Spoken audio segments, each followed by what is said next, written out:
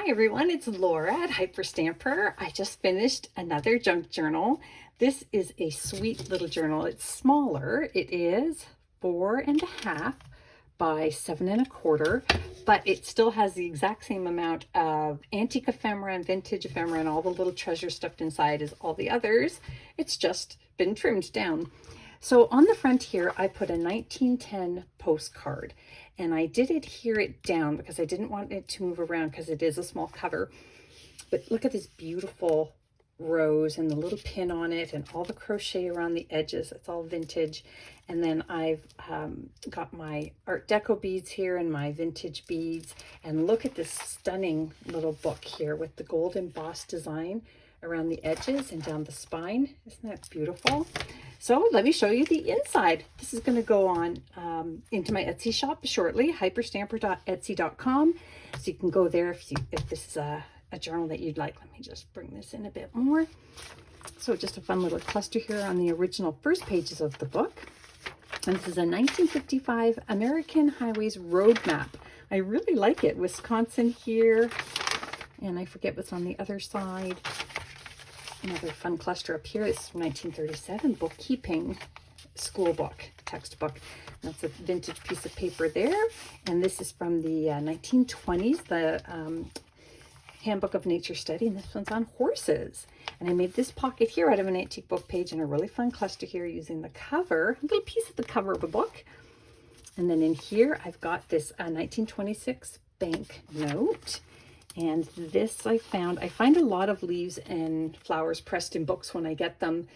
And so I don't know how old they are, but this one does look truly old. So I just stuffed that one in there as well. And I think it's so pretty. And this cool little piece here is the advertisement of an antique book from the early 1900s. And I added some antique paper on the back that had some remnants of tape on it from how millions of years ago.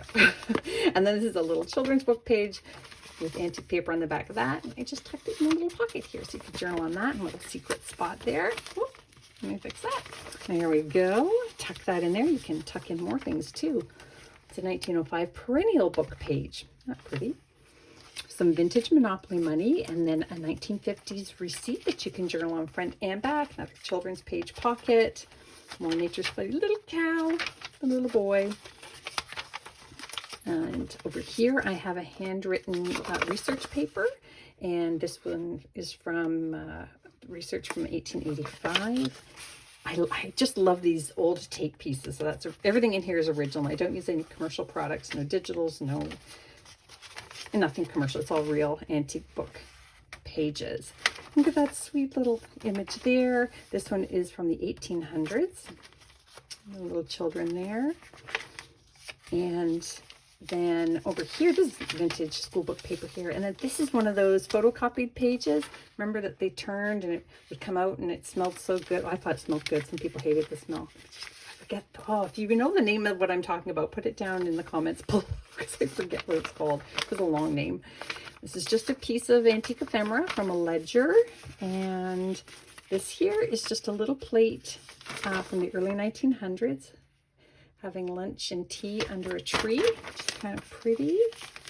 And that's all just tucked into that little paper clip there. And look at this sweet little page here. This little girl with her collie. A little page here. A bright idea. Little boy with his vegetables from the garden. Oh, look at that mom and daughter one here. I love it. And here's another very old page. That's the flip side of that other page there. And just some little brownies here. I made a pocket of that. And then this is from 1915, Girls' Own Annual. Look at this one. Look at these beautiful flowers. Now, you'll see that it's got a tear because this is very old and very brittle, but I still wanted to include it because you can take that and you can collage with it. You can make other pockets with it. Just really pretty. So sometimes when paper is that old, it will crack. But don't worry, just glue it down or tuck it back into one of the pockets. Vintage dictionary page there, peacock. Yeah, there's, I always put little pieces of paper in with my journals for new people just to let them know that sometimes things do get brittle, but it's not that it's bad quality, it's just that it's old. It's tired. This is a beautiful page from a gardening book from the early 1900s. And just little spots here. I love it that it says There Yesterdays. And this is a really cool magazine page here from the 50s. If I'm going to open it for you. Look at that. What a great advertisement for rug hooking. I get a lot of rug hooking things. And a needlepoint here. Look at those pretty purses. I would wear that right now. I really would. There we go. Tuck that back in. Another ledger page here. And this really super old postcard. Isn't that wonderful? That is from the early 1900s. And then here is a hand-typed research page, 1888. And over here is a vintage postcard. It's not antique, but it is written to somebody in Virginia. How cool is that? Isn't that fun? Just a fun little extra there. And this here is a recipe book page from a vintage Betty Crocker book. And I just added some of my bits and pieces of antique ephemera. So you could journal on there with extra booklet. This is a gorgeous plate from 1904. And that is the English countryside from Bournemouth in England. And then here, I've added this little journaling spot here. Little booklet I made out of a payday card from the 60s, and then a vintage Niagara Falls souvenir pack of cards there. And then this is a plate from a vintage art book. Isn't that cool? So you can do anything you like with that. Turn it into a booklet, collage with it, or just enjoy it. This is a 52-year-old ledger page here. Another wonderful children's book pocket. And this is just from a teen music magazine, which I just think these are always really fun with some lyrics down the side. More children's book pages. One of these wonderful pieces from the 1920s. Little snaps. They're just so pretty. And that is a Black Beauty page from the 50s. And this is a vintage botanical book page. You'll see more of that on the other side.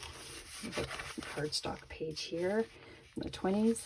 Vintage bird book page as well. And then there's another little vintage page here with gardening facts on it. Antique paper here.